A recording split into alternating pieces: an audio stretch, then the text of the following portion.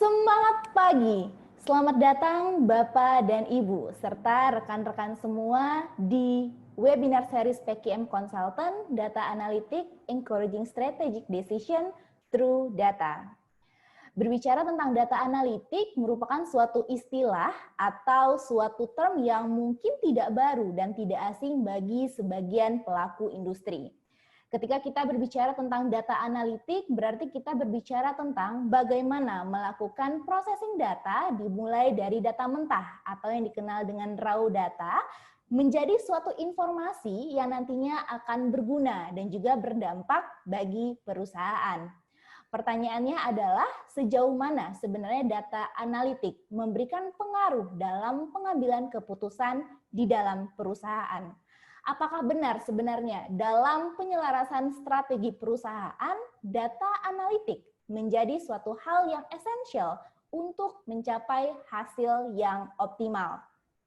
Bapak dan Ibu, rekan-rekan semua dan peserta webinar pada pagi hari ini, selama lebih kurang 1,5 jam ke depan, kita akan membahas secara tuntas tentang bagaimana data dapat mendukung pengambilan keputusan di dalam perusahaan.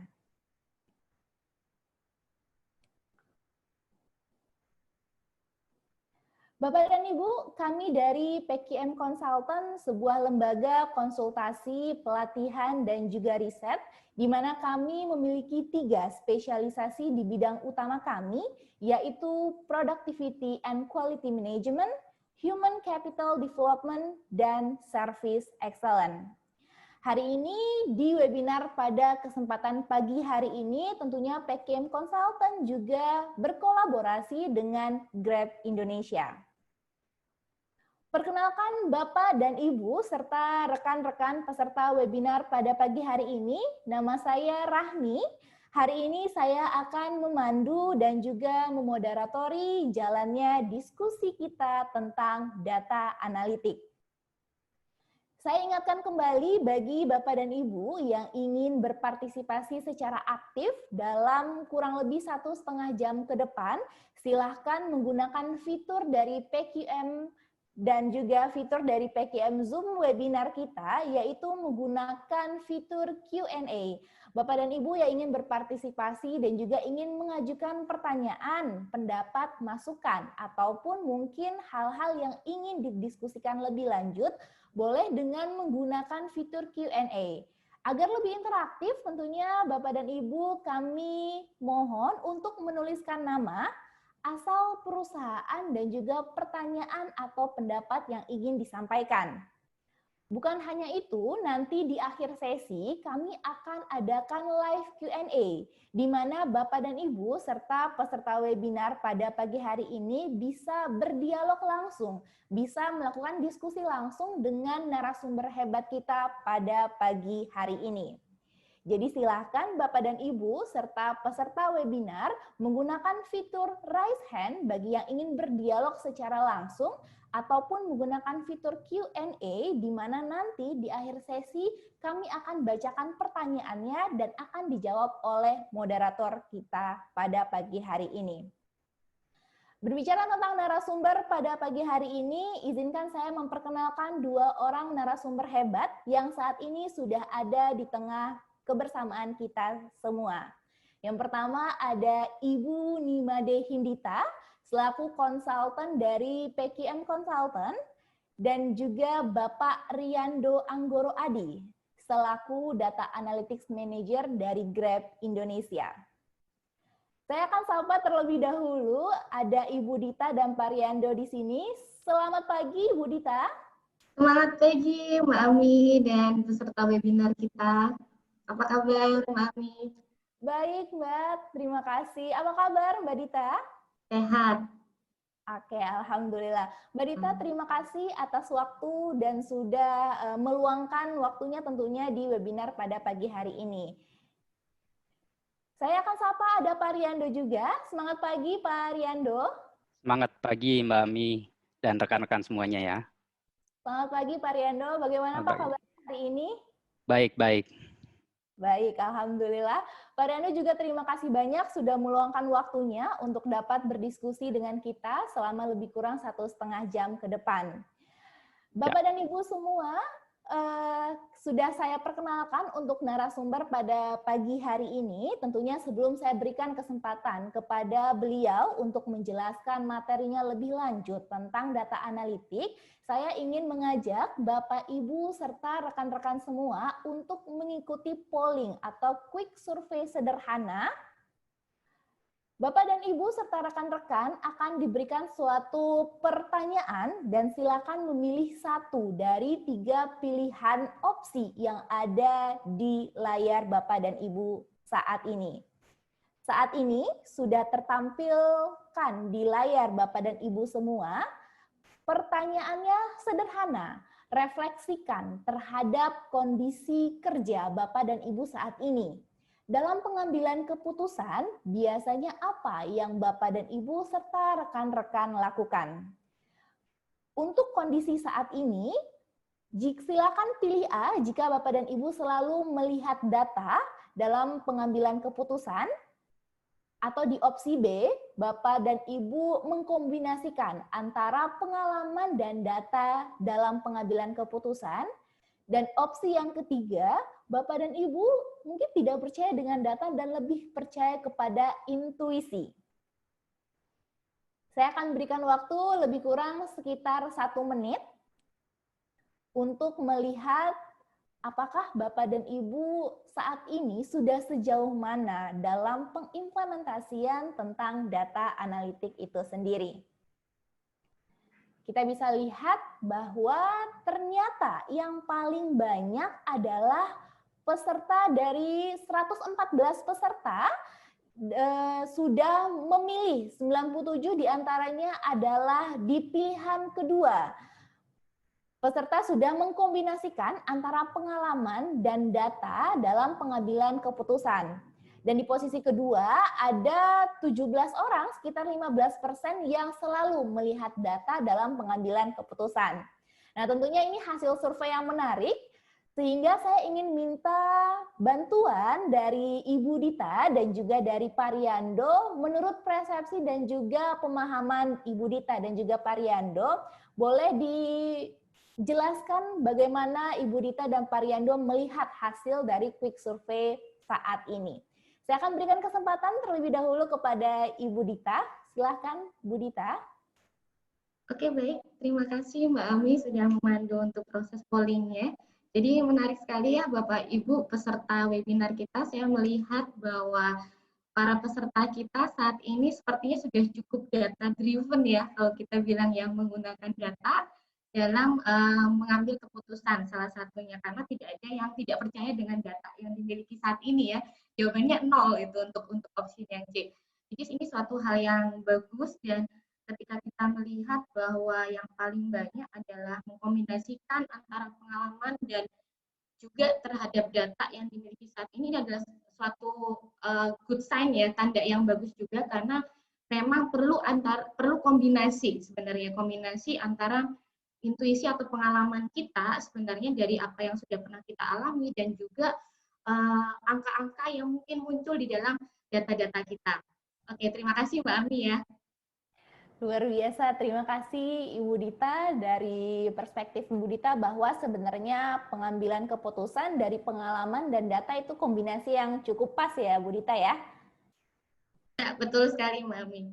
Terima kasih Bu Dita. Selanjutnya saya akan berikan kesempatan kepada Pak Riando. Apakah Pak Riando setuju dengan pendapat dari Ibu Dita atau memiliki perbedaan pendapat? Silakan Pak Riando. Berbeda sedikit nih saya. Jadi mengkombinasikan antara pengalaman dan data itu udah sangat bagus. Jadi kadang-kadang emang malah yang di poin ketiga nih yang saya bisa komentar. Jadi saya dalam tim data ini selalu pertama saya tidak percaya dulu sama data. Jadi saya harus teliti dulu data ini benar atau tidak, hygiene atau tidak, baru kita bisa mengambil keputusan. Nah, ini yang dibutuhkan pengalaman. Jadi pengalaman ini dibutuhkan untuk melihat data sekilas, melihat data ini make sense nggak, numbernya, terus ada intensi buat misalnya klien dan vendor relationship, ada intensi buat membohongi kita atau bukan membohongi atau mendrive kita untuk mengambil decision yang salah atau tidak, itu harus kita perhatiin. Jadi nomor 3 biasanya kita pertama kali tidak percaya dulu sama data, sehingga kita bisa meneliti lebih detail lagi. Kalau data kita dari awal udah salah, decision pasti salah nanti sih. Terima kasih. Baik, terima kasih Pak Riando. Pendapatnya luar biasa bahwa sebenarnya kita bisa mulai dari ketidakpercayaan dengan data dulu. Pastikan data ini valid atau tidak sebelum dilakukan proses. Betul ya Pak Riando ya? Iya, betul. Oke. Baik, Pak Riando, Ibu Dita, terima kasih. Bahkan mungkin dari sedikit quick survey ini sebenarnya sudah banyak nih hal yang bisa kita diskusikan. Untuk itu, mungkin ini momen yang ditunggu-tunggu oleh peserta webinar kita pada pagi hari ini. Saya akan memberikan kesempatan terlebih dahulu untuk sesi pertama, penjelasan dari Ibu Nimade Hindita. Beliau akan menjelaskan tentang bagaimana data analitik itu sendiri, konsep yang sebenarnya tentang data analitik, dan bagaimana beberapa perusahaan sudah menggunakan data, dan apakah sebenarnya data mempengaruhi dalam pengambilan keputusan. Sebelum itu, saya akan, saat ini sudah tertampil materi dari Ibu Nimade Hindita. Kepada Ibu Nimade Hindita, waktu dan tempat saya persilahkan. Oke, baik. Terima kasih Mbak Ami, dan saya juga ingin menyapa para peserta webinar kita dengan semangat pagi. Mudah-mudahan senantiasa dalam kondisi sehat walafiat ya, rekan-rekan semua. Seperti yang disampaikan oleh Mbak Ami tadi, bahwa hari ini kita akan banyak sharing ya, rekan-rekan sekalian, mengenai data analitik, kemudian pengaruh data ini terhadap pengambilan kita dalam membuat keputusan, dan juga bagaimana sih perkembangan data analitik ini selama beberapa tahun terakhir.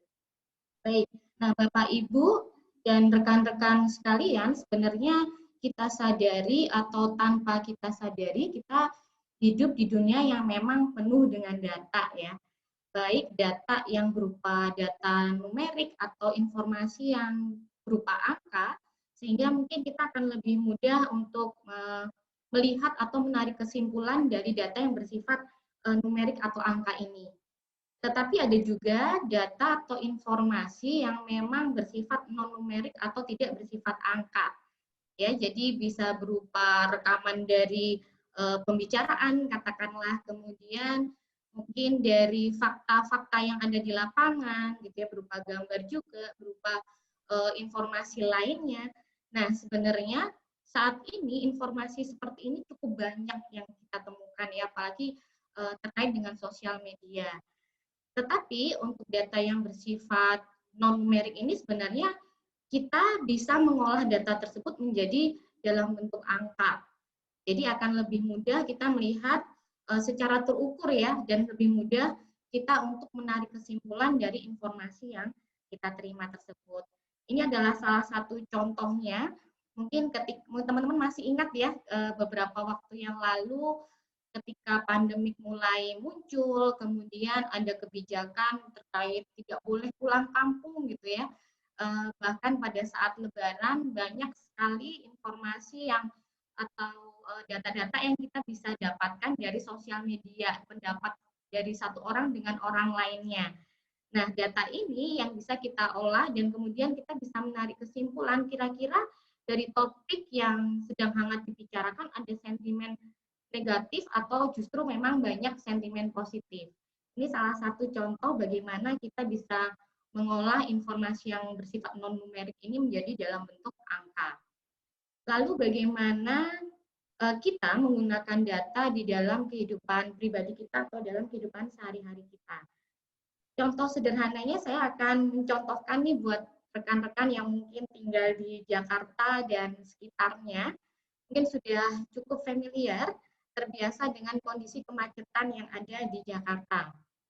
Nah, sebenarnya rekan-rekan sekalian ketika kita sudah cukup lama tinggal di Jakarta dan sekitarnya, kepala kita sebenarnya sudah ada pola mengenai kira-kira saya harus berangkat ke kantor jam berapa ya, mungkin di hari Senin, kita memiliki waktu yang berbeda di hari-hari yang lainnya.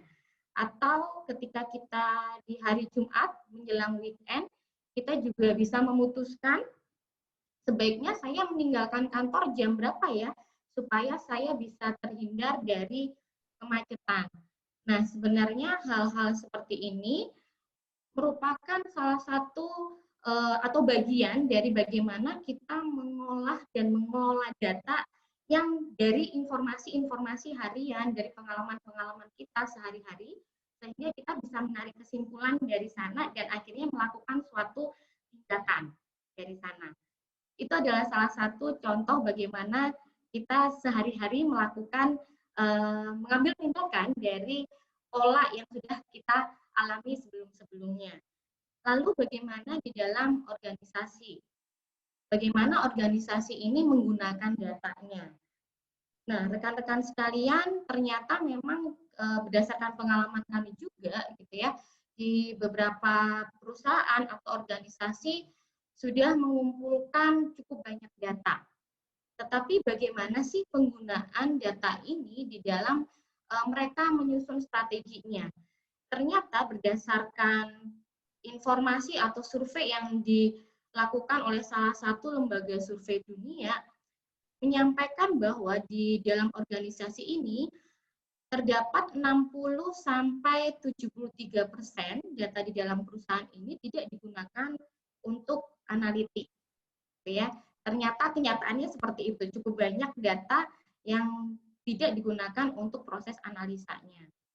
Nah, challenge-nya ada beberapa hal. Yang pertama adalah kemampuan dari organisasi tersebut untuk membaca datanya. Kemudian juga kemampuan dari organisasi.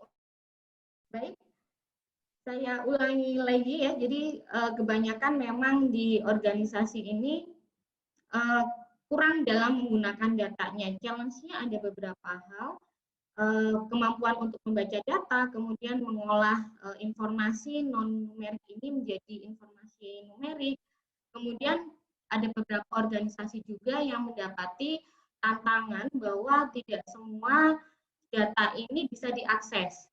Mungkin ada beberapa level yang hanya bisa mengakses data-data tersebut. Ini adalah beberapa tantangan terkait dengan penggunaan data di dalam organisasi. Nah, kenapa proses data dan analitik ini menjadi penting? Jadi sebenarnya memiliki data saja itu tidak cukup, rekan-rekan sekalian. Jadi mempunyai data, cukup data tidak cukup, tetapi proses bagaimana kita mengelola data tersebut, kemudian melakukan analisa terhadap data yang kita miliki ini menjadi bagian yang penting. Sehingga ketika organisasi mengambil suatu keputusan akan berdasarkan data tersebut. Dan tidak hanya meningkatkan efektivitas dari pembuatan keputusan, tetapi ujung-ujungnya juga diharapkan dengan adanya data ini, kita bisa meningkatkan pengalaman dari pengguna jasa atau pengguna dari produk-produk kita. Ini yang menjadi penting. Nah, mengapa data ini atau mengelola data ini, mengolah data proses analytical-nya menjadi suatu hal yang penting di dalam organisasi, karena data kita yang terkait dengan organisasi kita bisa jadi datanya tidak muncul dari dalam, tetapi juga dari luar organisasi, bisa berupa opini dari customer kita, pendapat dari customer kita, kemudian data-data yang terkait dengan data-data dari kompetitor. Jika kita kumpulkan semua data ini, mungkin datanya akan menjadi masif ya, cukup besar datanya. Nah, diperlukan juga proses untuk mengekstraksi. Jadi kita mencari insight dari data yang jumlahnya cukup besar ini, sehingga memungkinkan bagi kita untuk mengambil keputusan dari data yang cukup banyak ini. Inilah yang membedakan antara organisasi yang berbasis data dalam pengambilan keputusannya dan juga organisasi yang mungkin kurang gitu ya berbasis data di dalam pengambilan keputusannya. Ternyata hal ini juga divalidasi oleh salah satu lembaga consulting dan riset juga di dunia, PricewaterhouseCoopers. Jadi sebenarnya dari analisa yang dilakukan oleh lembaga ini di tahun 2016 mengatakan bahwa organisasi yang memang sudah data driven atau yang sudah memiliki budaya menggunakan data sebagai acuan dalam pengambilan keputusan menyatakan bahwa memang proses keputusannya. Peningkatannya cukup signifikan dari sisi waktu atau kecepatan dalam pengambilan keputusan dan juga tingkat akurasi atau ketepatan dalam pengambilan keputusannya. Nah, ini adalah survei yang dilakukan di tahun 2016. Lalu bagaimana dengan perkembangan data pada beberapa tahun ke belakang ya. Jadi ini survei juga yang dilakukan oleh salah satu lembaga riset juga, riset dan consulting McKinsey di tahun 2019 mengenai data dan analitik ini terhadap dampaknya terhadap pola kompetisi yang ada di industri kita saat ini. Dan dari survei yang dilakukan, ternyata 47% respondennya memang setuju bahwa memang terjadi perubahan yang cukup signifikan di dalam pola kompetisi selama 3 tahun ke belakang. Dan ketika dicoba ditanya, gitu ya, ketika ditanya perubahan apa sih yang significantly terlihat dari pola ini, gitu ya? Yang signifikan terlihat adalah memang mulai munculnya di sini organisasi atau bisnis-bisnis yang memang berbasis data dan analytics. Dan tentunya ini juga yang kita rasakan ya, Bapak dan Ibu dan rekan-rekan sekalian, di mana saat ini kita mungkin sudah banyak menggunakan atau menggunakan jasa dari organisasi yang memang berbasis data dan analitik.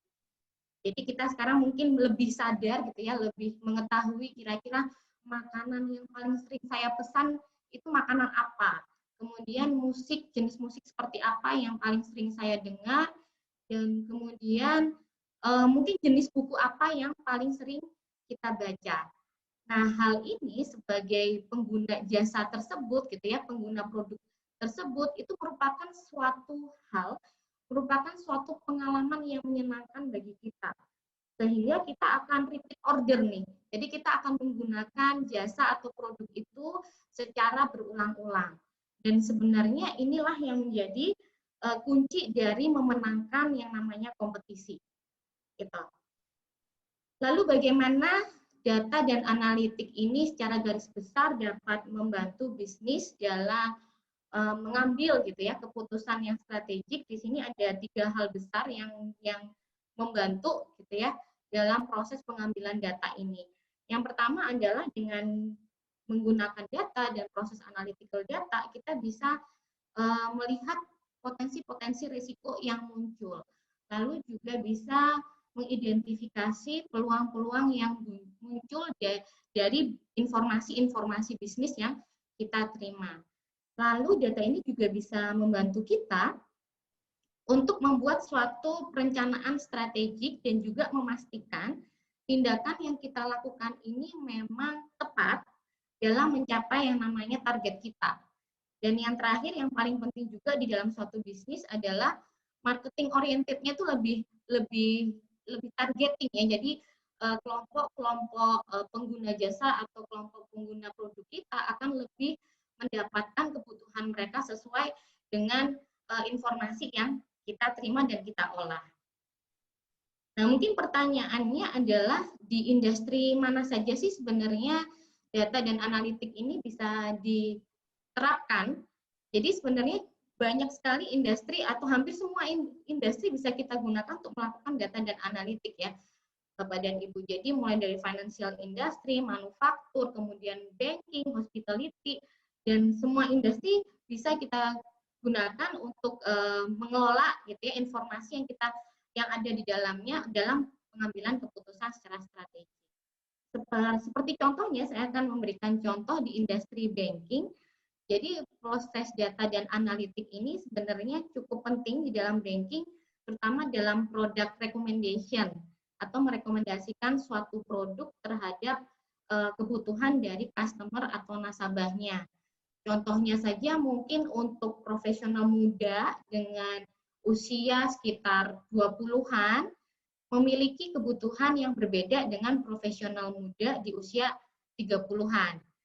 Misalkan untuk yang 20-an kebutuhannya lebih ke kredit kendaraan bermotor misalkan, atau di usia 30-an mungkin lebih ke kredit kepemilikan rumah. Nah, kita akan lebih tepat untuk memberikan produk yang cocok bagi mereka. Begitu juga untuk credit scoring atau penilaian terhadap kreditnya ya. Jadi melalui pola transaksi, behavior mereka, kita bisa membuat keputusan apakah memang kita tepat nih untuk menyalurkan dana kredit sesuai dengan aplikasi yang diajukan. Lalu satu hal lagi yang cukup penting juga di industri perbankan adalah fraud detection ya. Jadi kita bisa melihat sebenarnya pola-pola transaksi yang biasa dilakukan oleh customer kita dan bisa mendeteksi kira-kira ada ketidaknormalan nggak dari proses transaksi yang sudah dilakukan. Jadi ketika kita bisa mendeteksi lebih awal, maka antisipasinya juga akan lebih cepat untuk dilakukan. Itu adalah salah satu contoh di dunia perbankan penggunaan dari data analitik. Dan juga di industri manufaktur tentunya proses data dan analisa ini juga diperlukan ya Bapak dan Ibu. Kita bisa melihat area-area mana yang memang perlu gitu ya, perlu kita lakukan proses efisiensi, gitu. Pos mana yang paling besar menyerap posnya, kita bisa lakukan improvement di sana. Dan yang cukup booming untuk saat ini, yang cukup banyak mulai dilakukan juga oleh industri-industri manufacturing adalah proses predictive maintenance di sini. Jadi menggunakan predictive analytics, di mana salah satu contohnya adalah di salah satu klien kami menggunakan suatu alat bantu di sini untuk yang dipasang gitu ya di dekat alat panel listrik mereka, dan kemudian alat bantu ini digunakan untuk menangkap informasi suhu yang ada di sekitar ruangan tersebut. Sehingga dengan mengelola datanya dengan menggunakan teknik statistik bisa diprediksi kapan ya suhu atau temperatur ini akan out of spec dan kemudian berdampak terhadap parts dari mesinnya atau dari equipment-nya di sana. Sehingga bisa lebih tepat dalam memprediksi yang namanya kerusakan atau breakdown dari part tersebut, sehingga tidak perlu namanya mungkin kita stok partnya akan banyak atau lebih lama menyimpan part tersebut. Nah, kira-kira seperti itu untuk contoh di industri manufaktur. Dan mungkin nanti akan ditambahkan juga oleh Mas Riando, praktisnya gimana sih penggunaan data analitik ini.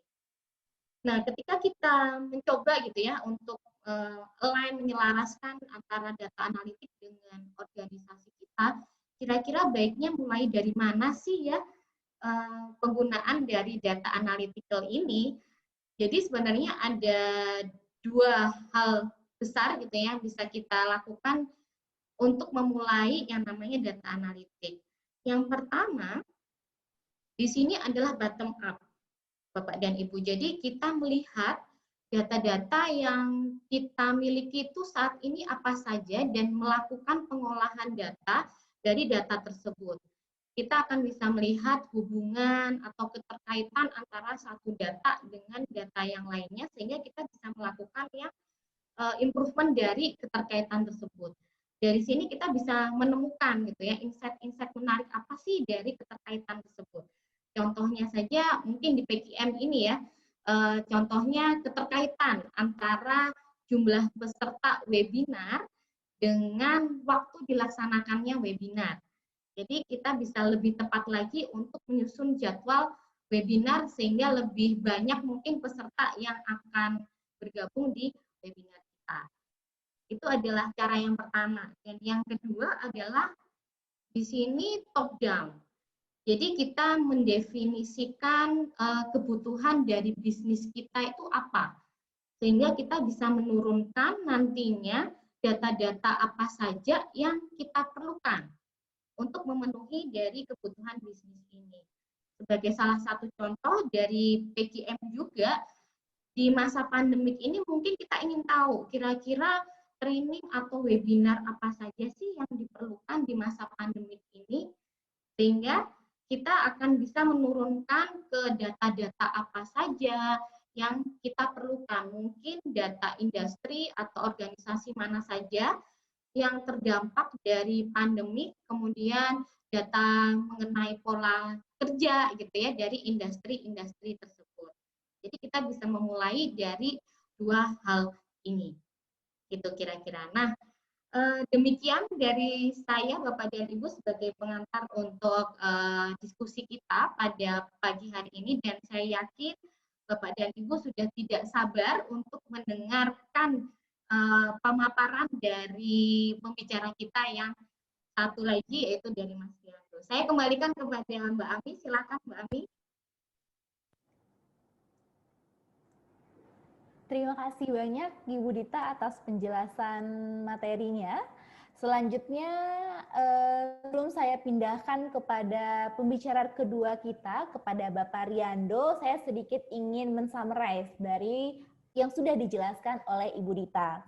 Tadi bahwa Ibu Dita menyatakan bahwa data analitik sebegitu berpengaruh, sebegitu besarnya dampak yang diberikan terhadap pengambilan keputusan. Bahkan di beberapa survei tadi diperlihatkan bahwa ternyata data menjadi suatu hal yang krusial dalam tentunya pengambilan keputusan di perusahaan. Dan juga tadi menarik ya Ibu Dita bahwa sebenarnya untuk memulai penerapan dari data analitik, kita tidak bisa langsung memulainya dengan hal-hal yang kita tahu saja, tapi bisa jadi dari bottom up atau top down, bahkan dari bawah ke atas atau atas ke bawah juga harus bersinergi dan berkolaborasi untuk pengimplementasian data analitik. Luar biasa Ibu Dita, terima kasih atas pemaparan materinya.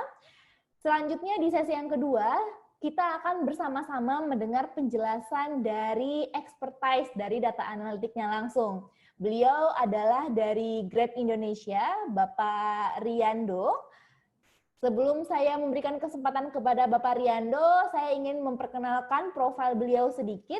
Beliau dimulai karirnya sebagai telco engineer dan sudah bertahun-tahun secara otodidak mempelajari salah satu tools atau software penggunaan data analitik ini menggunakan software R programming. Bagi Bapak dan Ibu yang mungkin sudah familiar dengan software ini, dan juga saat ini beliau sebagai manajer data analitik dari Grab Indonesia. Beliau akan menjelaskan bagaimana sih implementasi dan apa yang dilakukan Grab, bagaimana proses pengolahan data, dan berdampak langsung nih bagi bisnis Grab Indonesia. Kepada Bapak Riando, waktu dan tempat saya persilahkan. Terima kasih Mbak Ami, terima kasih Mbak Dita penjelasannya yang komprehensif.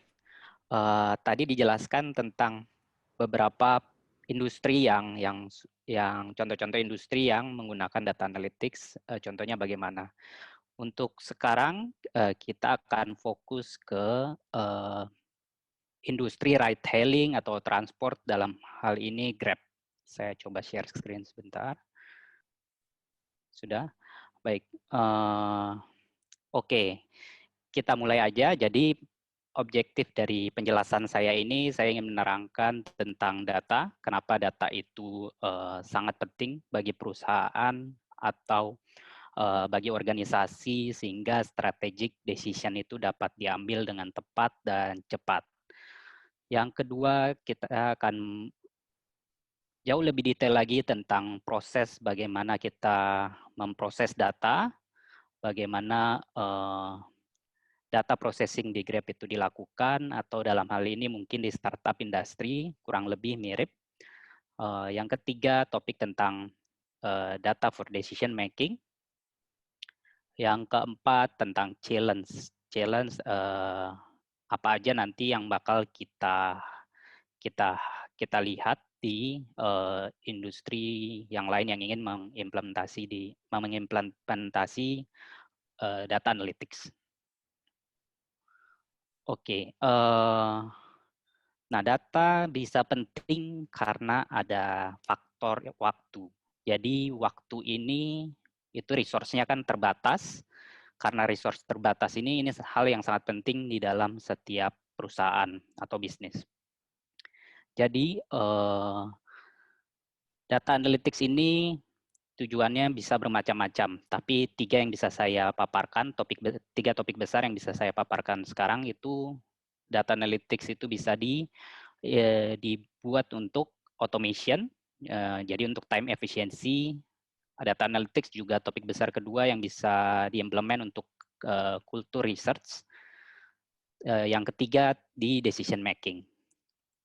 Jadi kita mungkin mulai di topik pertama ini, di automation untuk time efficiency. Jadi banyak hal yang bisa kita lakuin, seperti dashboard. Jadi ini dashboard ini, reporting dashboard, mungkin dulu kita banyak baca Excel, tapi sekarang kita udah punya dashboard yang menjadi single source of truth. Jadi ini benar-benar jadi poin utama kita melihat data, dan kita yakin data itu benar karena sudah melalui proses yang panjang untuk membuat dashboard ini terpercaya dan insight-nya tercapaikan dengan sangat cepat. Yang kedua ada self-service analytics, ini automation yang bisa kita implement di perusahaan kita untuk self-service. Jadi analytics ini, data ini tidak cukup hanya dilihat oleh analytics division. Jadi banyak divisi-divisi lain yang bisa memproduce insight yang mungkin analytics division tidak memikirkan hal itu. Jadi self-service analytics ini kita bikin platform yang bisa kita share ke semua stakeholders di dalam satu perusahaan. Jadi mereka bisa self-service. Jadi bisa melakukan analisis sendiri dan come up with suggestion atau decision. Root cause analysis juga menjadi cepat karena kita automated. Tadinya root cause melalui jalur yang panjang, mengumpulkan data di divisi ini, divisi B, divisi A, divisi C, sehingga kita nanti gabungkan datanya, terus kita infer insight kita. Tapi karena ada data analytics inisiatif, itu menjadi lebih cepat. Yang masuk ke topik besar kedua, ini research culture. Jadi ini menurut saya hal yang paling penting di kita, di startup industry. Jadi kita punya kultur research yang sangat kuat. Jadi untuk kultur research ini kita selalu memberikan kenyataan kepada manajemen, pada apapun itu. Analytics team selalu memberikan kenyataan tentang data yang kita punya. Kadang-kadang mungkin divisi lain, mungkin di perusahaan lain ada yang kulturnya asal Bapak senang ini data yang bagus-bagus aja yang di-present ke manajemen. Tapi di kita itu kenyataan yang kita tunjukkan karena dashboard kita atau reporting kita itu semuanya hampir real time. Jadi susah sekali orang untuk memanipulasi data itu. Jadi semuanya tersampaikan secara baik. Terus ada A/B testing. A/B testing ini adalah kita melakukan banyak testing untuk mendapatkan formula yang terbaik apapun inisiatif kita. Jadi contoh tentang A/B testing mungkin di Grab itu, kalau semuanya menggunakan Grab, di sini bisa lihat, atau kompetitor kita itu bisa lihat halaman homepage-nya kadang-kadang berubah, kadang-kadang upgrade ke versi tertentu itu berubah. Nah, itu setelah melakukan proses A/B testing. Nah, itu dicoba tuh jadi satu-satu. Jadi beberapa customer dicoba, jadi kita punya dua version tentang control dan test group, dan dicoba mana yang terbaik. Untuk detailnya kita akan bahas di slide-slide selanjutnya. Terus decision making, jadi ini sangat penting karena mungkin kompetitor kita itu punya data yang sama seperti kita, tapi time to market, time to analyze, atau ya, jadi itu sangat penting sehingga decision making bisa diambil dengan sangat cepat dan tepat. Ini gambaran kenapa waktu itu sangat penting dalam data analytics. Jadi kita bisa memangkas waktu kita sehingga decision making itu menjadi lebih cepat. Intinya seperti itu. Nah, ini lebih detail lagi tentang data processing tools yang kita punya. Jadi ada 3 garis besar. Kalau kita ingin membangun analytics, ada 3 garis besar yang harus kita perhatikan. Yang pertama ada cloud computing, yang kedua ada computing power, yang ketiga ada analytics tools. 3 hal ini sangat krusial bagi analytics team. Jadi apa itu cloud computing? Mungkin dulu kalau kita ingin membangun data platform, kita perlu membeli server, taruh di environment yang sesuai, terus kita install semua tools yang kita inginkan di dalam computing server itu, tapi sekarang udah nggak lagi. Jadi cloud computing ini kita sewa, jadinya ada perusahaan, mungkin saya sebut aja di sini, mungkin ada Amazon, ada Microsoft menyediakan hal itu juga, atau ada local cloud computing enterprise ada juga. Di kita menggunakan AWS, jadi menggunakan Amazon, sorry. Jadi cloud computing ini kita bisa sewa berapapun yang kita inginkan. Jadi butuh 1 terabyte, kita sewa 1 terabyte selama berapa bulan. Kalau kita tidak butuh, kita tinggal scale down ke misalnya 500 gigabyte. Intinya seperti itu. Jadi kita tidak punya infrastructure. Itu yang bisa yang membantu kita untuk melakukan cost cutting, optimization, dan lain-lain. Yang kedua ada computing power. Computing power ini ada di atas, yang di tengah. Jadi kalau dulu mungkin computing power tidak sehebat itu. Mengapa topik seperti deep learning, machine learning, dan lain-lain yang ada sekarang ini itu bisa berkembang karena computing power sudah lebih cepat. Dulu untuk membuat mungkin model machine learning atau deep learning itu membutuhkan waktu yang sangat lama untuk memproses datanya. Tapi sekarang dengan bantuan paralel computing, jadi kita punya banyak komputer yang memproses data yang sama, dan kita bisa auto scale di sini. Kalau kita butuh data yang lebih, kita butuh computing power yang lebih, kita bisa menambahkan kita sebutnya worker atau pekerja. Nah, scalabilitas ini dan computing power yang sekarang menjadi lebih baik lagi, itu yang membuat kenapa analytics field ini menjadi berkembang sekarang. Yang ketiga itu ada analytics tools. Ini yang paling bermacam-macam. Ada yang open source, free, ada yang paid analytics tools. Seperti yang di atas, kalau kita ingin membuat dashboard, itu biasanya kita memakai beberapa dashboard yang disediakan oleh beberapa company, seperti Tableau, Power BI dari Microsoft, atau ClickView dari perusahaan Click. Terus kalau mau yang lebih advance di data science, itu ada, ini biasanya open source, seperti R, Python, dan lain-lain. Jadi ini yang 3 pilar ini yang membuat kita bisa memproses semua data kita dan memberikan insight ke manajemen tentang strategi apa yang bisa kita tuju atau kita ambil keputusan dengan lebih cepat, lebih sesuai dengan goal perusahaan dalam tahap ini, misalnya dalam kuartal 4. Oke, next-nya ini tentang, jadi tadi kita udah melihat beberapa pilar tools atau infrastructure yang kita butuhkan. Yang ini tentang apa sih role dari analytics division itu. Jadi ada beberapa role yang biasanya ada di analytics division. Nah, yang pertama itu yang bisa saya jelaskan mungkin tentang data engineer. Ini yang di sini, data engineer itu tugasnya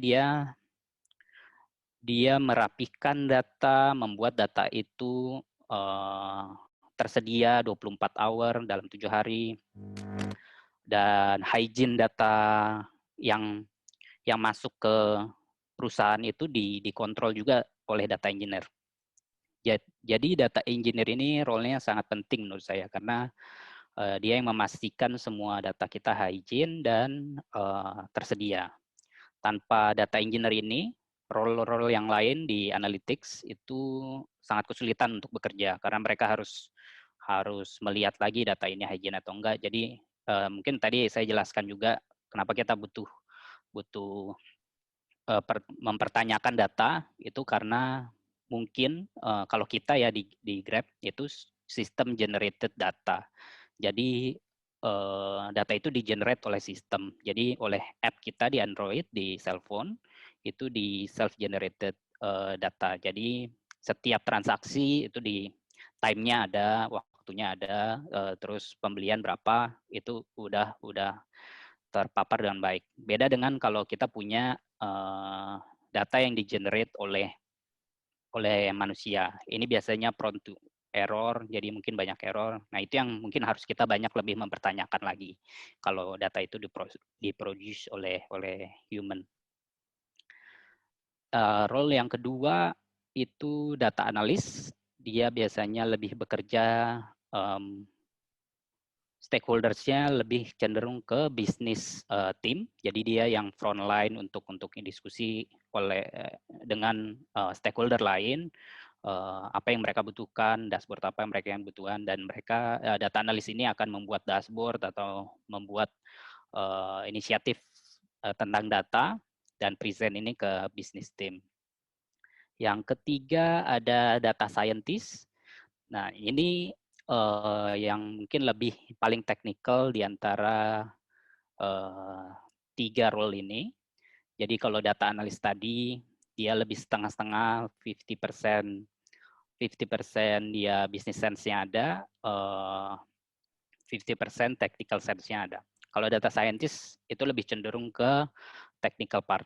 Jadi mungkin yang paling contoh yang paling bisa kita relasikan itu tentang recommended system. Ini mungkin recommended system kita bahas di YouTube. Kalau di YouTube sebenarnya nggak ada hal yang sangat baru untuk recommended system. Jadi ini semua kita ingin replicate behavior apapun yang manusia punya. Jadi kalau machine learning itu kita replicate apapun yang ada di otak kita.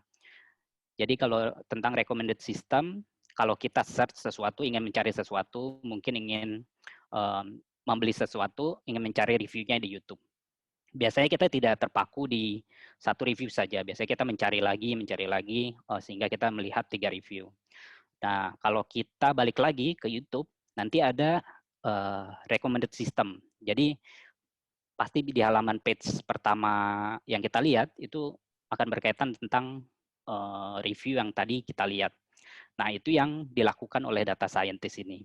Jadi mereka bagaimana caranya experience tadi bisa direplicate dengan automated way. Jadi kalau dulu mungkin ya kita harus assign beberapa orang untuk merekomend sesuatu ke customer kita. Dan itu nggak scalable, makanya ada data scientist ini, dia bisa bekerja, bisa bikin suatu model, dan ini bekerja di semua user yang ada, dan itu bisa recommended system ini bisa bekerja dengan baik. Nah, intinya mereka ingin achieve company goals. Mungkin kalau recommended system ini dia ingin achieve screen time.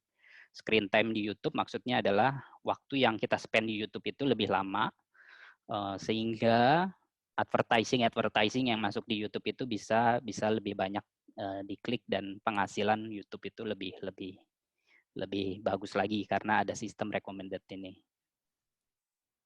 Intinya ada 3 role yang mungkin itu bisa jadi move, bisa jadi data engineer masuk ke posisi data scientist juga. Kadang-kadang kalau organisasi kecil, ini menjadi role satu orang saja. Dari mulai data engineer, scientist, sama analis. Nah, ini mapping yang tadi saya udah jelaskan juga. Jadi data scientist lebih cenderung ke programming tools, dan mungkin tentang machine learning-nya. Kalau data engineer lebih ke data wrangling, tentang gimana dia memproses data dan memastikan data itu hygiene, dan dia programming tools-nya juga kuat. Kalau data analyst lebih ke communication, visualization, dan ya seperti itu. Jadi ini SDM yang kita harus pastikan ada untuk bisa membuat divisi analytics itu bekerja dengan baik dan bisa membantu stakeholders lain juga. Nah, ini yang penting juga untuk dilakukan. Mungkin tadi di presentasi Mbak Dita itu ada menyebutkan 70% data yang ada di yang ada di perusahaan itu tidak terpakai. Ini gap yang karena mungkin posisi CEO aja yang punya akses ke data tersebut atau posisi managerial level yang punya data tersebut. Jadi 70% mungkin tidak ke-utilize karena mungkin emang posisi CEO tidak 100% untuk menganalisa data. Nah, ini yang kita coba. Kita mendemocratization data tersebut.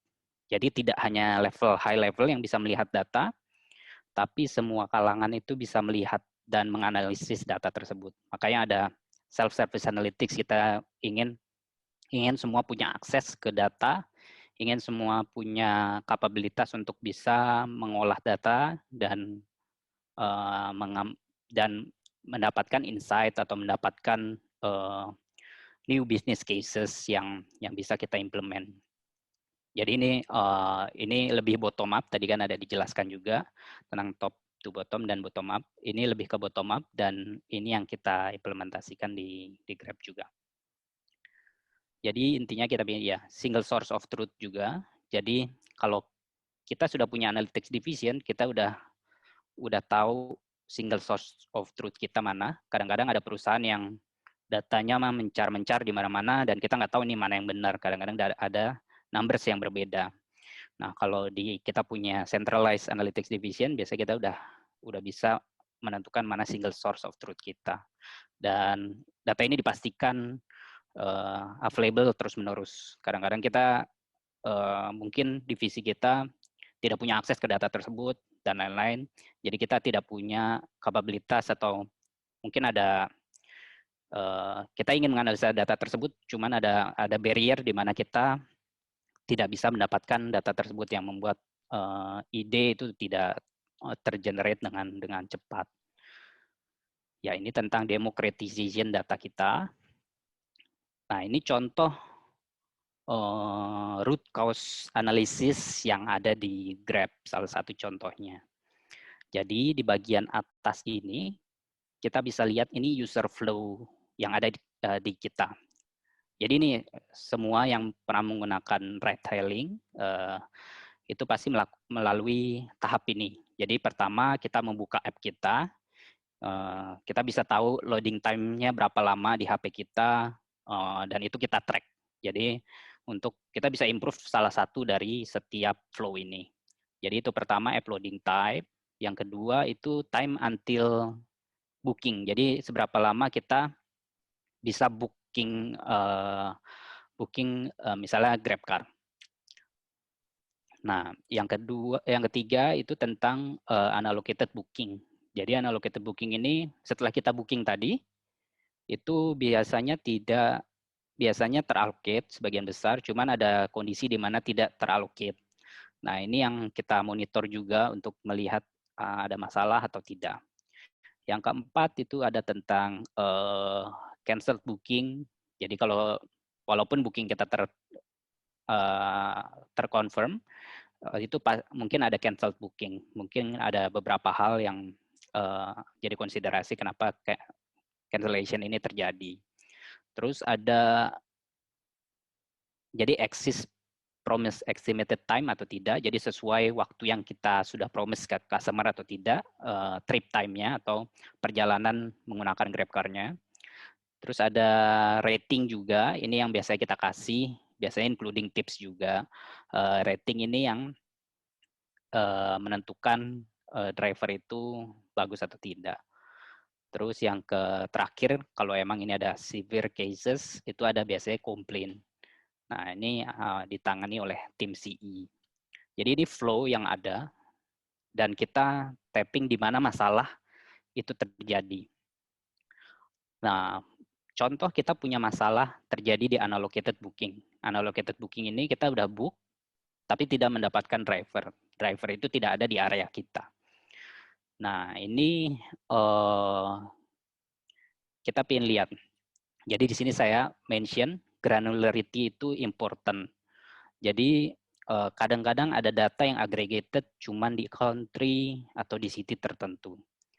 Karena kita ini sistem generated, nature bisnisnya di Grab karena kita menggunakan Android app. Jadi kita punya granularity yang sangat-sangat granular sampai titik lokasi yang sangat akurat. Jadi kalau ada kasus high unallocated booking, kita bisa drill down, misalnya di mana sih area ini terjadi? Oh, area ini terjadi di Jakarta Barat area. Terus kapan sih kejadian ini terjadi? Itu di peak hour aja. Terus kita lihat juga cancellation rate-nya ternyata tinggi juga. Nah, ini kita bisa infer kalau hal ini terjadi di specific drivers, di specific time and day. Jadi waktu itu kita menemukan masalah kalau ada new odd even issue. Ini ganjil genap, penerapan ganjil genap baru yang ada di Jakarta Barat area dan tim kita belum implement ini. Jadi makanya banyak unallocated booking di Jakarta Barat area pada waktu tertentu. Nah, ini strategic decision yang kita langsung buat lah waktu itu. Langsung buat untuk kita bilangnya geofencing tentang cuman driver yang punya plat tertentu yang bisa mengambil di daerah Jakarta Barat area misalnya. Ini mungkin kita bisa lihat ini mungkin bisa dibilang lumayan kompleks. Tapi kalau kita punya tadi semua infrastruktur, semua SDM yang ada, ini sangat cepat bisa dilakukan. Saya bisa bilang ini dalam waktu 1 jam kita udah bisa menemukan root cause yang ada dan mungkin strategic decision bisa diputuskan dalam waktu yang sangat cepat karena kita mempunyai kapabilitas itu. Ini contoh tentang root cause analysis. Ini core dari startup menurut saya. Jadi ini adalah A/B testing framework. Jadi ini menentukan decision itu bekerja atau enggak. Jadi setiap decision yang ada, itu bagaimana kita bisa tahu ini bakal bekerja atau enggak. Kadang-kadang mungkin kita hire consulting company untuk advice kita apa strategi yang harus kita tuju. Tapi kita tidak tahu kalau ini bakal bekerja atau tidak karena belum diimplementasi. Nah, makanya kita bisa melakukan A/B testing. Mungkin nature bisnis ada yang bisa, ada yang tidak, tapi di kita ini bisa dilakukan. Jadi di A/B testing ini kita pertama mendefine goal kita. Mungkin kita ambil contoh yang seperti sebelumnya. Goal kita apa sih? Kita ingin mengurangi unallocated booking. Oke. Terus matriksnya apa? Goal-nya apa? Jadi mungkin unallocated booking-nya turun. Jadi kita punya hipotesis kalau kita terapkan suatu inisiatif, mungkin unallocated booking kita bakal turun. Jadi kita bagi dua, ada treatment, ada control group. Jadi biasanya control group ini kita tidak melakukan apa-apa, business as usual. Kalau treatment itu kita melakukan inisiatif yang ingin kita terapkan. Nah, yang keempat kita setup eksperimen. Ini kita setup eksperimennya tergantung sampelnya berapa dan lain-lain untuk menentukan sampel size-nya.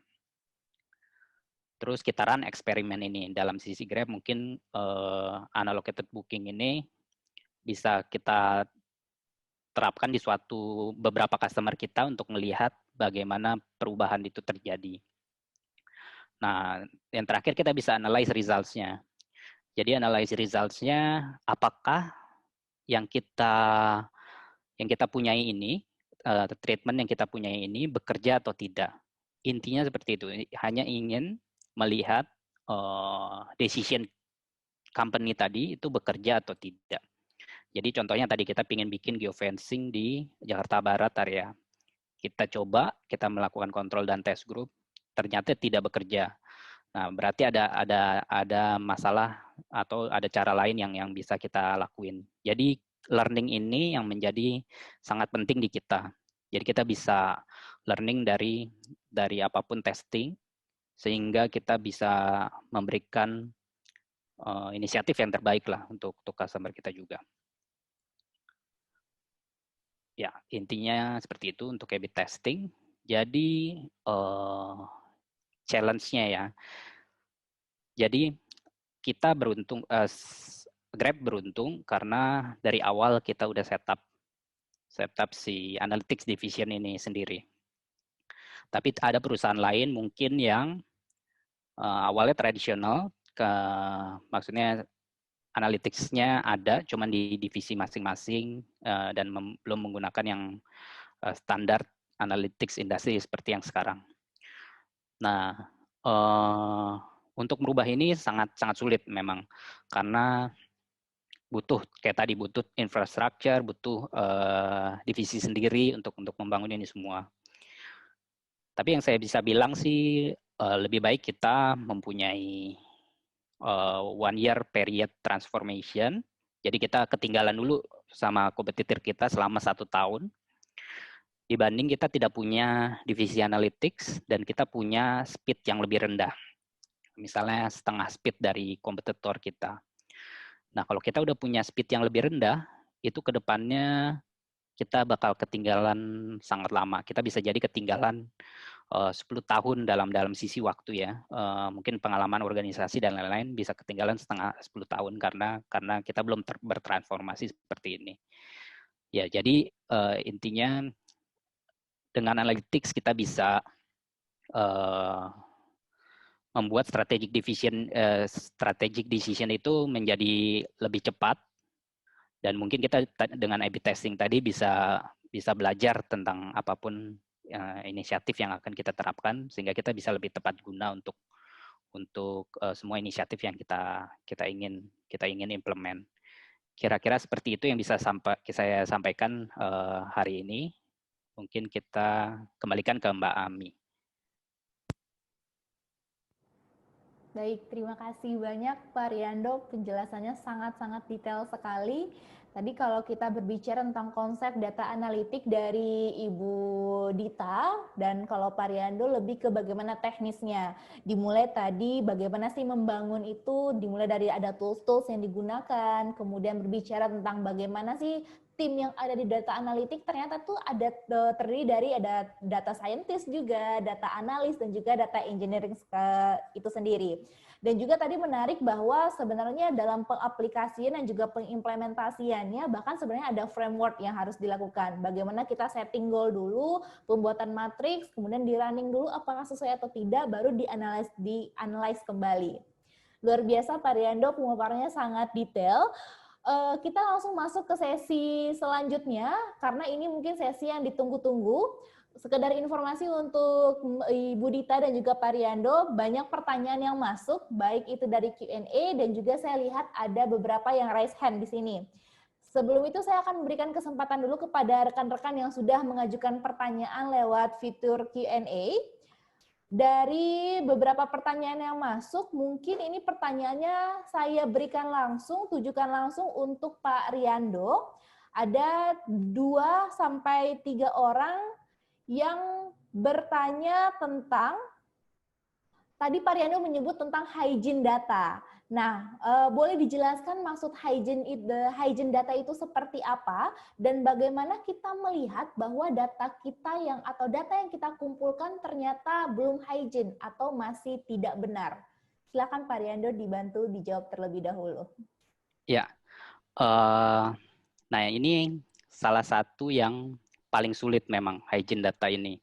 Bahkan kita punya divisi tadi, divisi data engineering, role data engineer, dia yang memastikan data kita hygiene. Itu butuh kayak audit proses dan lain-lain untuk kita bisa benar-benar firm kalau data ini hygiene atau enggak. Tapi yang mereka lakukan, kalau data engineer lakukan, biasanya yang paling sederhana melihat jumlah datanya dulu. Misalnya ada data yang misalnya datanya biasanya gampangnya mungkin 1 tera setiap harinya. tiba-tiba di hari berikutnya datanya mungkin 800 GB seperti itu. Jadi ada tanda tanya yang harus mereka cek. Jadi ini day to day yang mereka lakukan, tidak secara manual, tapi intinya seperti itu. Jadi mereka melihat konsistensi datanya. Pertama mungkin melihat size-nya, terus melihat isi datanya ada atau tidaknya. Itu cara yang paling pertama. Yang paling susah adalah kalau sistem kita yang flow, yang ada error di sistem kita. Nah, ini biasanya datanya tetap benar, tetap ada, maksudnya dalam jumlah volume, dalam value itu tetap ada, tapi datanya itu sebenarnya salah. Nah, ini yang butuh feedback biasanya dari tim stakeholders lain. Ini yang biasanya agak sulit untuk kita lakukan karena biasanya yang punya make sense data tersebut itu tim stakeholders-nya. Mungkin kita berkaitan dengan customer experience atau ya CS, customer service. Mereka yang lebih tahu data-datanya mereka. Nah, biasanya mereka yang ngasih tahu kita, ini datanya ada yang aneh. Kenapa? Ternyata di sistem atau backend ini berarti divisi lain lagi ya, divisi tech, itu ada masalah di sesuatu. Nah, sistem audit seperti ini yang harus dibangun sih di dalam suatu perusahaan untuk kita bisa memastikan data itu hygiene atau enggak. Cuman analytics division udah menjadi jembatan untuk kita bisa menentukan data kita hygiene atau tidak. Seperti itu sih, Mbak Ami. Luar biasa Pak Riando, berarti memang ada satu tim khusus atau suatu proses tersendiri untuk memastikan data itu sudah hygiene atau belum. Ya, baik, betul. Terima kasih Pak Riando. Sambil menunggu beberapa peserta yang saya ingatkan lagi kepada Bapak dan Ibu serta rekan-rekan semuanya yang ingin mengajukan pertanyaan dan juga bisa berdiskusi langsung dengan Pak Riando ataupun dengan Ibu Dita, silakan raise hand atau mengklik tombol raise hand yang ada di fitur Zoom webinarnya. Nanti kita akan bukakan open access-nya sehingga bisa berdialog langsung dengan narasumber kita. Saya akan masuk ke pertanyaan selanjutnya. Ini pertanyaan yang cukup menarik dari Bapak atau Ibu, dari Bapak UAS kita, dari MRT Jakarta. Untuk menentukan root cause, apakah dilihat dari pola-pola data? Misalnya, bagaimana cara Big Data dapat membaca untuk data analisa kasus seperti fact transaction misalnya. Nah, ini mungkin ke Pak Riando lagi ya, teknisnya. Iya. Silakan dijawab. Saya bisa bilang karena kita bekerja di Southeast Asia kan, Grab ada di Southeast Asia. Saya bisa bilang Indonesia yang paling rawan fraud industri. Jadi ini kan contoh dari fraud ya, akun tuyul atau fake transaction. Nah ini kadang-kadang kita share juga ke country lain, mereka geleng-geleng melihat ada kasus seperti ini.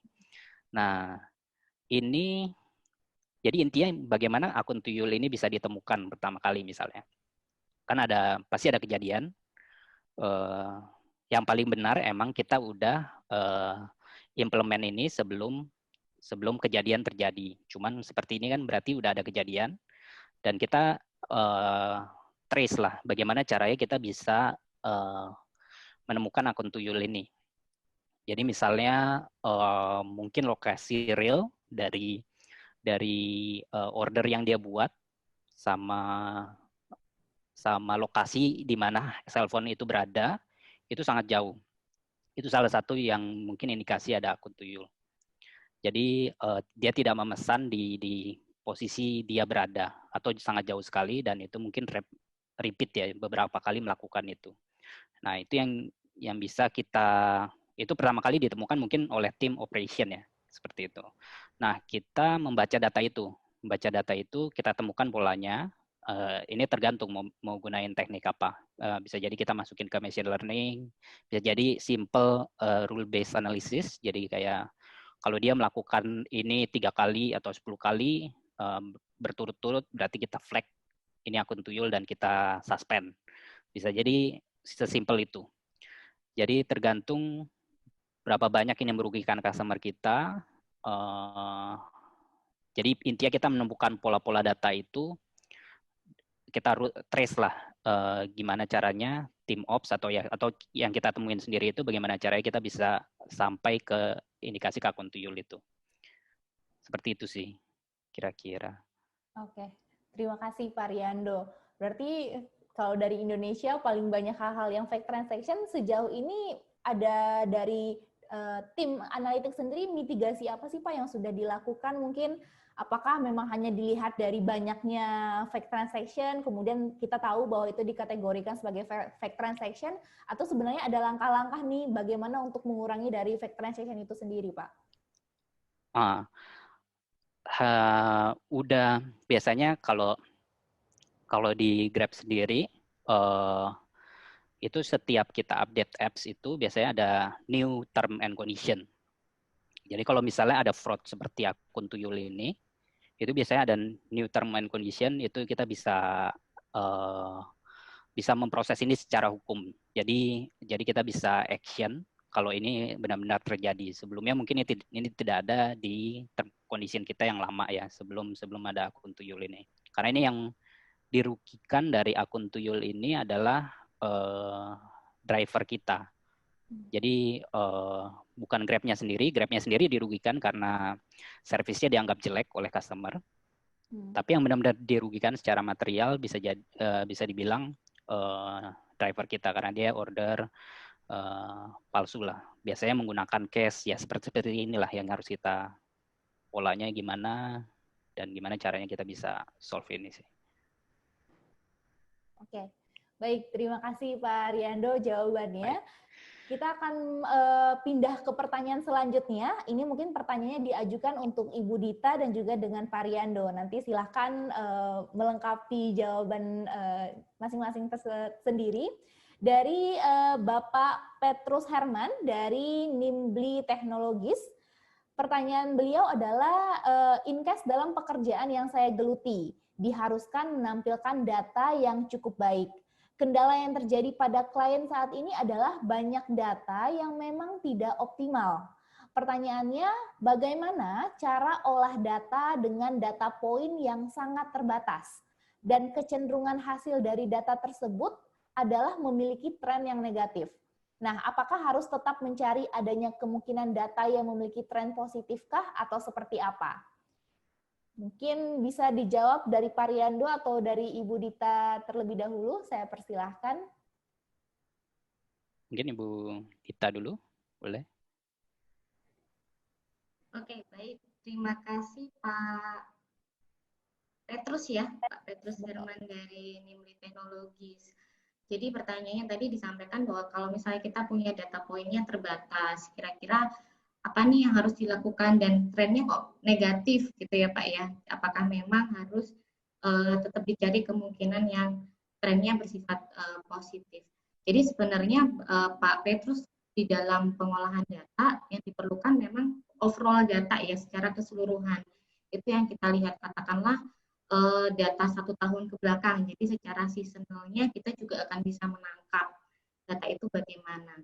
Kalau secara statistik memang ya, kalau kita bicara statistik sederhananya gitu, belum bicara big datanya, saat ini memang kecenderungannya ketika kita mau mengolah data, minimum kesepakatannya adalah 30 data gitu ya, minimum adalah seperti itu. Nah, jadi kalau misalnya saya bisa sarankan di sini memang Bapak pahami dulu karena Bapak yang punya sense terhadap bisnisnya ya, yang punya intuisi juga, pengalaman juga terhadap bisnisnya. Apakah memang data secara seasonal ini bisa ditangkap oleh kita gitu, katakanlah 1 tahun ke belakang, sehingga kita bisa menangkap semua peluang yang mungkin muncul dari sana gitu. Jadi tidak hanya yang negatif saja, tetapi juga yang positifnya sebaiknya juga ditangkap. Jadi masing-masing punya opportunity nantinya untuk kita buat strateginya akan seperti apa. Kira-kira seperti itu Pak Petrus. Mungkin akan dilengkapi oleh Mas Riando ya. Silakan Mas Riando. Iya, terima kasih Mbak Dita. Iya, tergantung jumlah datanya juga. Kalau emang ini kan tren mungkin tentang prediksi. Biasanya di prediksi itu ada, di statistik itu ada variance level atau confidence level. Jadi semakin sedikit data kita itu punya variance level yang tinggi di mana tentang prediksi kita. Jadi kalau misalnya kita mau mempredik revenue suatu perusahaan, Kalau kita datanya sedikit, biasanya variance-nya lumayan tinggi. Jadi bisa jadi prediksi yang kita dapat itu 20% variansnya. Jadi bisa jadi 20% lebih tinggi atau 20% lebih rendah. Nah, itu yang mungkin kita harus komunikasikan. Jadi karena keterbatasan data dan ini emang tidak bisa diapa-apakan lagi. Emang datanya seperti itu. Itu kalau kita mengambil satu data aja. Bisa juga kita mengambil data makro. Data makro maksudnya data makro ekonomi general, mungkin dalam sisi ini Indonesia atau kota tertentu. Kita gabungkan prediksi antara data makro tersebut dengan data dari perusahaan tersebut. Kalau correlation-nya, yang saya maksud correlation itu misalnya trennya itu data perusahaannya naik, kalau tren makronya naik juga. Nah, ini kita bisa menggunakan data eksternal ini untuk mempredik. Data eksternal biasanya datanya lebih banyak karena mungkin ada keterbatasan di data perusahaan tersebut. Jadi digabungkan keduanya untuk prediksinya lebih akurat. Kira-kira seperti itu sih, dua hal yang bisa saya sampaikan. Baik, terima kasih Bu Dita dan Pak Riando. Jadi untuk Pak Petrus, walaupun mungkin datanya terbatas, tapi kita bisa lihat lagi peluang apakah kalau untuk berbicara tentang tren, berbicara tentang bagaimana prediksi, ternyata bisa mengambil data luar, di mana apakah berpengaruh atau tidak dengan data yang kita lakukan prediksi untuk internal perusahaan kita. Jadi jangan langsung stop Pak Petrus, bahwa sebenarnya masih ada hal-hal yang bisa kita kembangkan walaupun datanya terbatas, tapi kita bisa cari referensi atau data-data berhubungan lainnya. Seperti dipenjelaskan oleh Pak Riando tadi. Nah, selanjutnya ini ada pertanyaan menarik juga, Bu Dita dan juga Pak Riando, karena saat ini kita banyak membahas tentang data analitik. Mungkin kebanyakan dari peserta webinar kita pada pagi hari ini baru awal untuk implementasi data analitik. Nah, pertanyaannya adalah, kalau ingin berkecimpung nih dari Bapak Lukito Perkasa, jika ingin berkecimpung atau ingin mencoba terjun di data analitik, program atau skill apa saja yang wajib dan perlu dikuasai oleh orang-orang yang ingin bergabung dengan data analitik ini? Silahkan Bu Dita atau Pak Riando terlebih dahulu. Bu Dita lagi mungkin ya. Mungkin yang lebih banyak berkecimpung di data analitik ya Pak Riando ya. Silakan. Oke. Jadi tentang skill apa aja ya. Skill apa aja ini tergantung tadi roles-nya apa. Tadi ada 3 ya, ada data engineer, ada data scientist, ada data analyst. Kalau mungkin saya jabarkan satu-satu kali ya, mulai dari data engineer. Biasanya mereka harus tahu programming language, harus kuat. Implementation, connection API. API itu maksudnya kita kalau mau connect ke suatu interface, mungkin interface-nya di luar Grab, itu harus kuat juga tuh tentang connection seperti itu. Jadi mereka lebih ke implementator programming language lah tentang data engineer ini. Nah, itu harus kuat di mereka. Kalau tentang data analis harus kuat di visualization sama communication-nya. Jadi biasanya mereka di Tableau dan mungkin beberapa masuk ke data science tools juga. Kalau data scientist biasanya mereka langsung main ke R atau Python. Nah, ini yang mereka kerjakan, mereka buat coding di situ dan nanti diimplementasikan ke production system. Biasanya ini butuh bantuan oleh data engineering juga. Kira-kira skill-skill itu sih. Tadi saya udah beberapa mungkin paparkan, ada R, ada Python juga, ada Tableau, software-software seperti ini yang biasanya harus kita perhatikan. Saya juga awalnya nggak belajar itu. Dulu di karir belajarnya hanya menggunakan Excel. Excel kalau kita advance statistik sebenarnya cukup kalau datanya nggak banyak ya. Datanya tidak besar itu untuk data analytics cukup. Cuman kalau kita udah ngomong big data itu tidak lagi scalable. Makanya waktu itu saya belajar R sendiri dan akhirnya membuka membuka banyak hal lah tentang big data ini. Kira-kira seperti itu sih.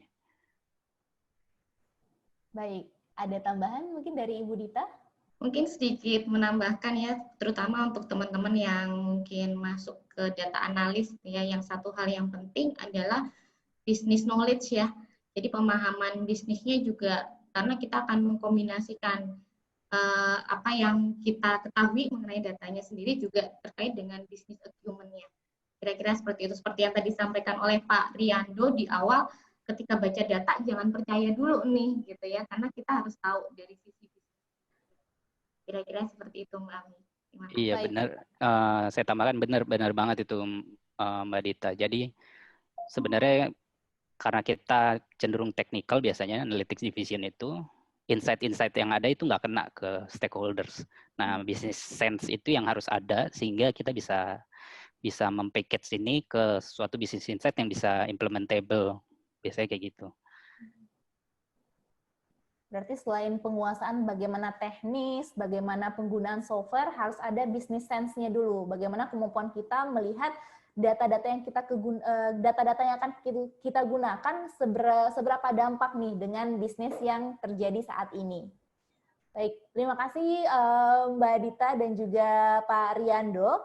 Mungkin satu pertanyaan tadi Pak Riando berbicara tentang big data ya Pak Riando ya. Ada pertanyaan nih Pak dari Pak Bayu Febrianto dari PT Otsuka.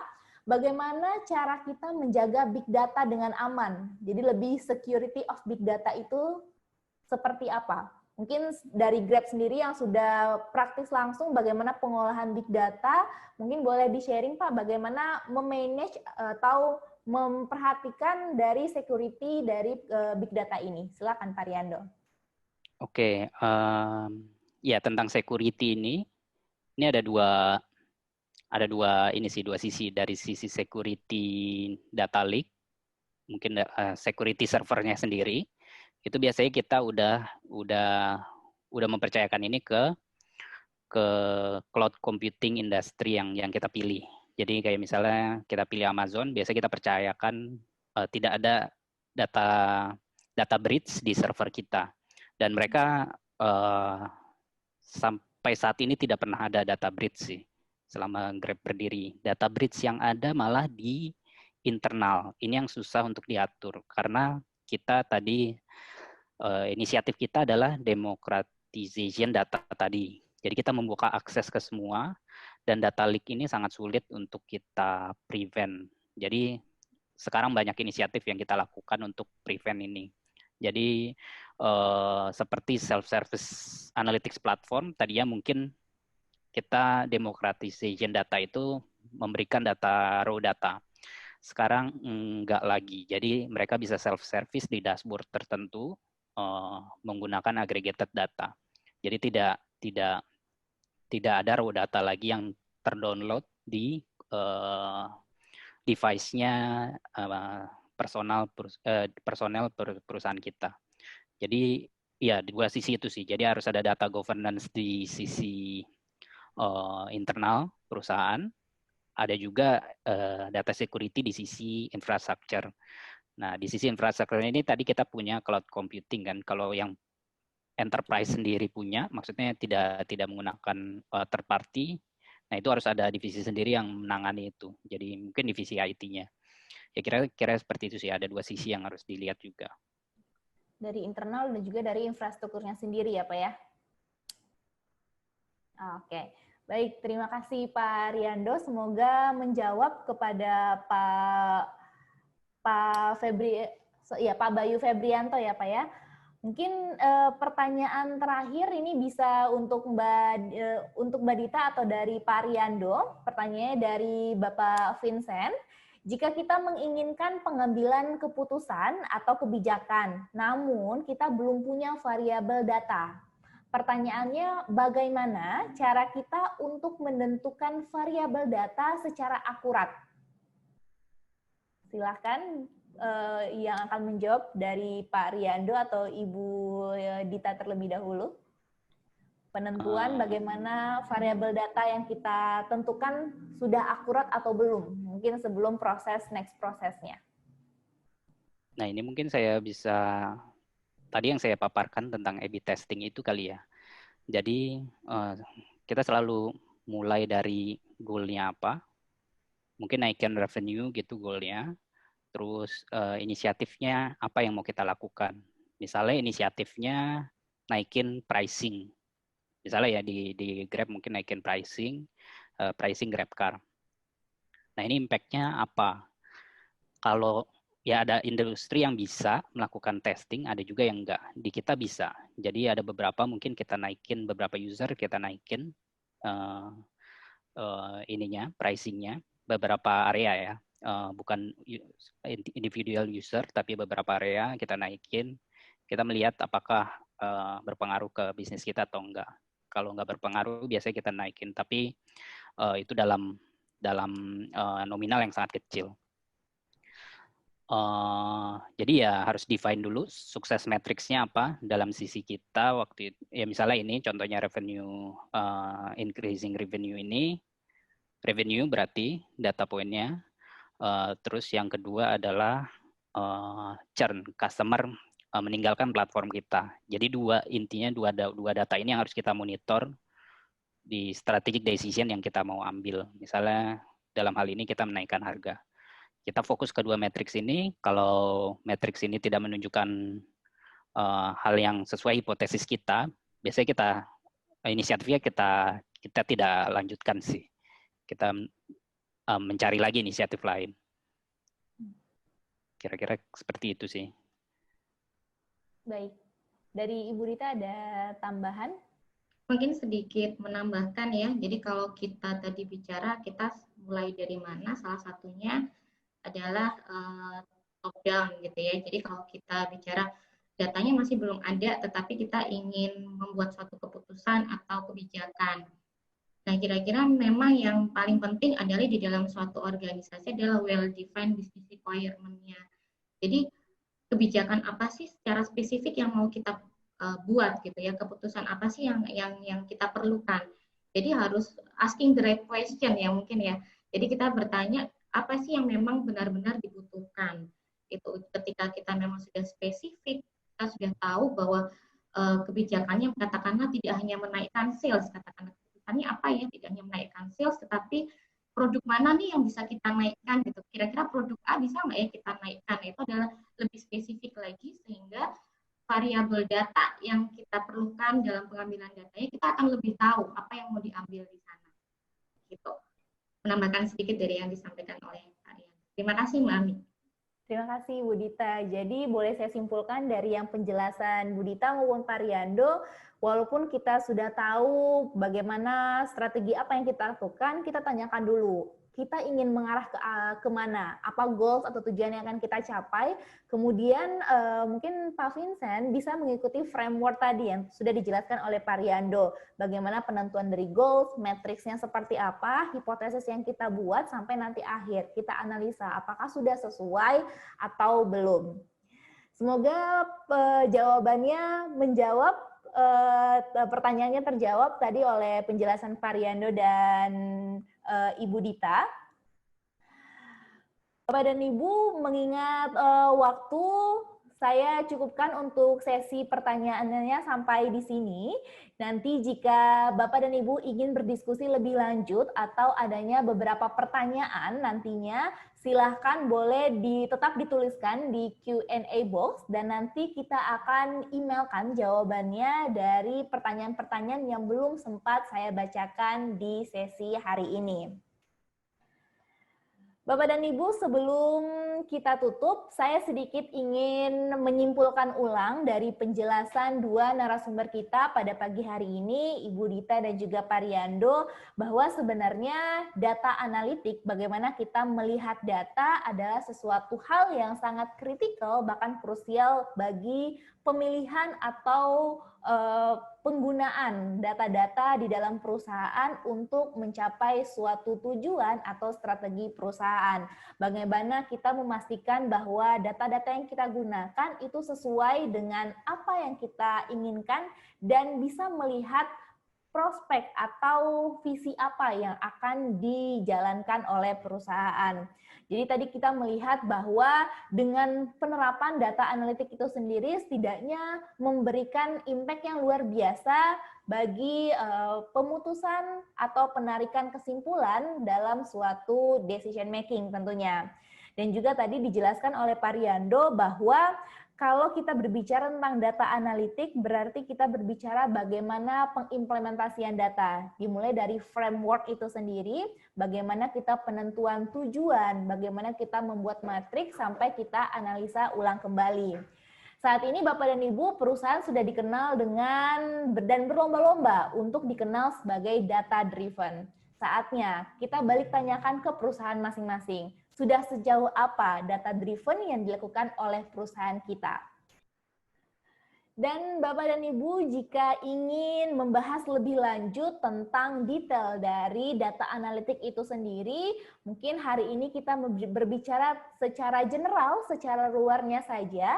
Dan jika ingin diseriuskan untuk mempelajari tentang data analitik itu sendiri, Bapak dan Ibu bisa langsung menghubungi PQM melalui email PQM atau nomor telepon ataupun juga nomor WA, dan kami akan berdiskusi lebih lanjut seperti apa kebutuhan dari Bapak dan Ibu semua dan apa hal-hal yang bisa kita diskusikan nanti di belakang layar. Dan Bapak dan Ibu serta rekan-rekan semua, saya selaku moderator dari webinar data analitik pada pagi hari ini mundur diri dari hadapan Bapak dan Ibu semua, dan sampai jumpa di webinar selanjutnya. Salam improvement.